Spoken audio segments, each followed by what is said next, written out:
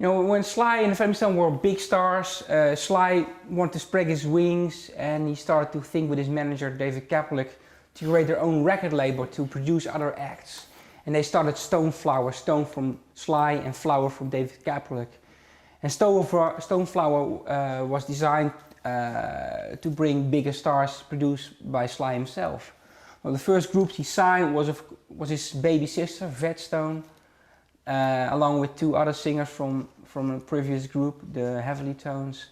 And they put out a song called You're the One, which was a number 10 hit on the R&B charts. And other songs from that same label. Joe Hicks, on Skepta, Joe Hicks. It was a band called Six.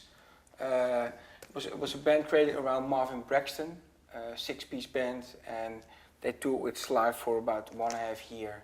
And they did a lot of recordings, but only 145 came out, sadly enough.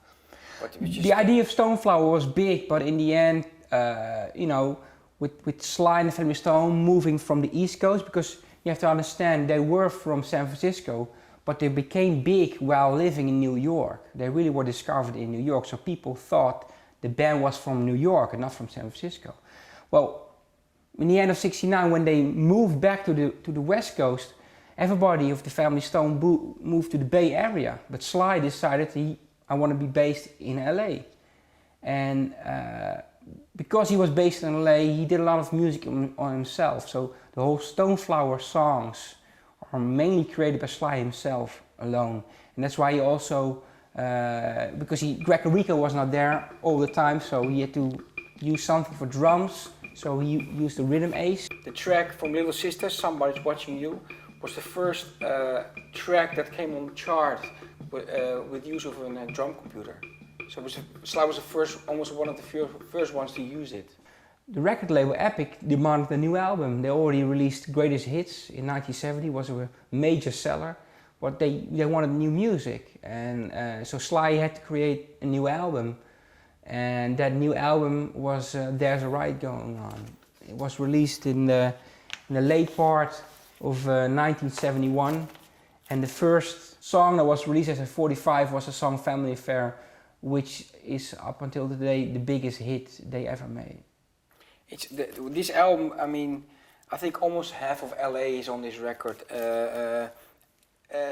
When Sly was living in Bel Air Road, everybody was coming down to the house and want to see Sly, want to be with Sly, want to record with Sly. I mean, Billy Miles, Miles Davis, Billy Preston, Bobby Womack. I mean, so many people were actually are on this record. Nobody actually knows who actually is totally on the record. I mean, Sly did a lot in his private studio, but also Sly was also fair. Sometimes a song was already done, and for instance, Larry Graham's bass was already, the parts were already on the record.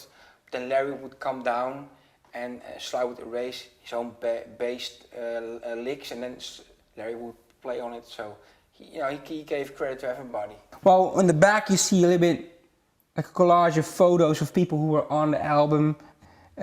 Cynthia Robinson, David Kaplik, all the members of Sly and Family Stone. But I also see people like Willie Sparks from GCS. Well, you see Larry Graham, Rose, Bobby Womack, Joe Hicks. You see people from Redbone. Jerry Gibson, the drummer who was replaced Greg Rico.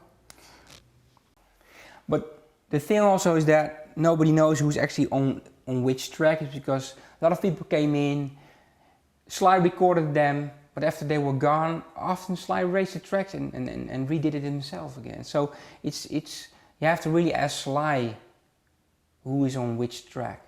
Because the whole sound is it's really dark. It's not really clear because it's so many takes over all the time, and so it's just. But that makes it a special sound. It's a special album, and if you look at the cover with the American flag, Sly's favorite colors were white, red, and black, and that's why he said the American flag should be with those three colors. Because all the colors are uniting with all the people, and he says the star should be changed with suns and everything. There was a whole concept to it.